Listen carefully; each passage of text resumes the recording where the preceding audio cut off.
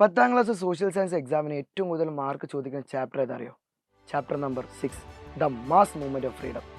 ആ ചാപ്റ്ററാണ് ഈ കലോത്സവം ആർട്സിൻ്റെ ഇടയിൽ നമുക്ക് കഴിഞ്ഞു പോയത്. ഏകദേശം 11 മാർക്കാണ് എൻ്റെ മക്കൾക്ക് ആ ചാപ്റ്ററിന് മാത്രം വരുന്നത്. ക്രിസ്മസ് എക്സാമിനല്ല കേട്ടോ, അന്ന് പബ്ലിക് എക്സാമിന്. ഏകദേശം എസ്എ ക്വസ്റ്റ്യൻ അടക്കം വരുന്ന ചാപ്റ്ററാണ് ആ ചാപ്റ്റർ.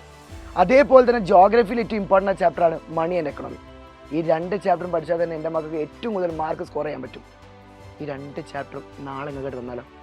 2 ചാപ്റ്ററിൽ ഏറ്റവും ഇമ്പോർട്ടൻ്റ് ആയ ക്വസ്റ്റ്യൻസ്, ഏറ്റവും ഷുവർ ഷോർട്ട് ആയിട്ടുള്ള ക്ലാസ് ഞങ്ങൾ 2 പേരും, ഞാൻ മാത്രമല്ല ഫൈസൽ സാറിന് വരാൻ വേണ്ടി പോവാണ്.